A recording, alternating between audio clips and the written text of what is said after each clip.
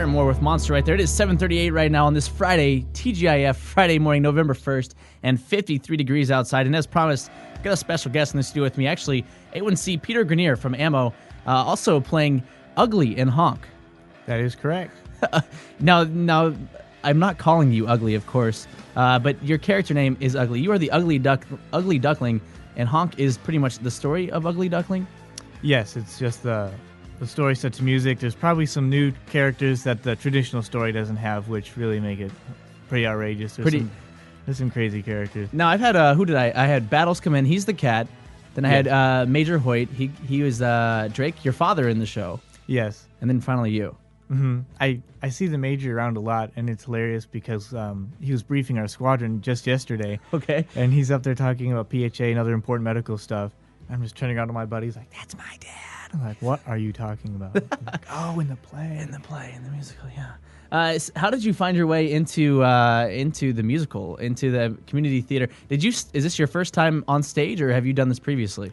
I've done it a few times before. I've always loved theater. I've wanted to be in it for forever. But our first base was Osan, and they didn't have anything like that. And so I was like, oh, okay, well, just make do with what I can find. And I found a fencing group.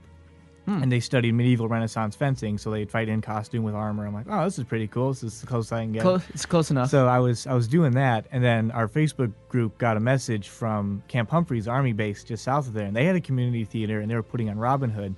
And they were like, hey, we need people who can act and sword fight. And I was like, oh, yes, here we go. So the stars have aligned. Exactly. So I went down there and started with them, and they had just finished doing Honk.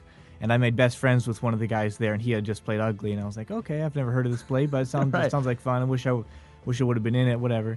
And then we did another show with them, and then I PCS'd here. And then just a few months ago, I saw a sign on the BX, Honk auditions. And I was like, hey, guys, guess what? I'm going to audition for Honk. And they're like, yes. They were saying you should go for this character. You should try and get this character. So I was like, okay.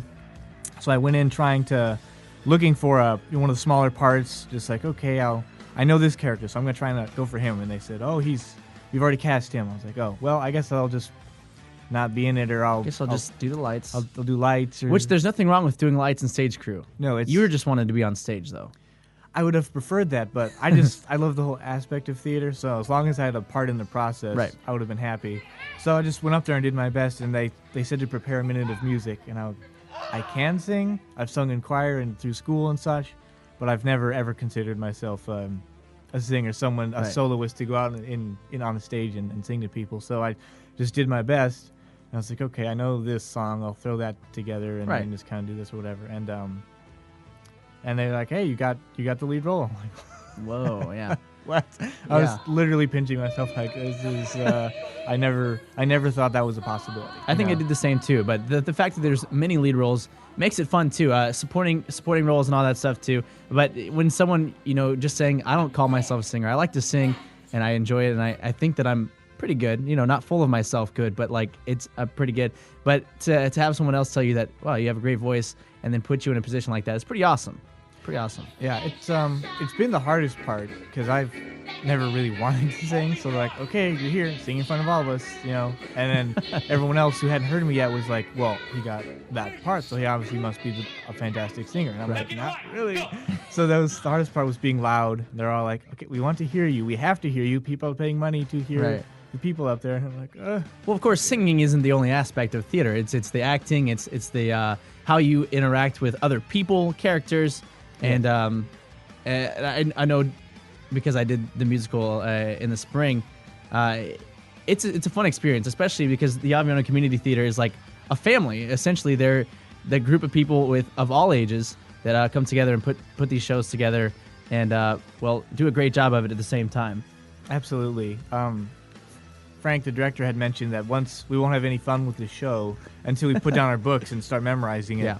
And just especially last night, a lot of people were really off book, and we were just coming up with all sorts of crazy stuff.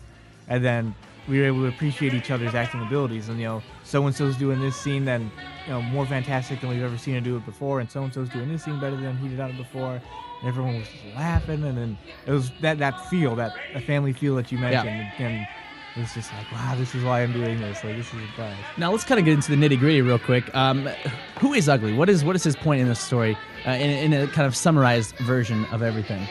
The story of the Ugly Duckling is about bullying, and the message is that who you are on the outside is not who you are on the inside.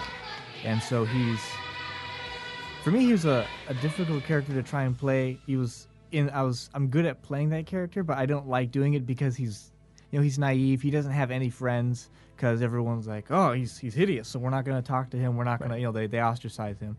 And so he doesn't know things about the world. He doesn't know about people, about traps, hunters, guns, cats. He doesn't know to avoid dangers that most animals know. Right. And so, his lack of friendship really kind of hinders him. And it makes him endearing, though, because he's nice to everyone.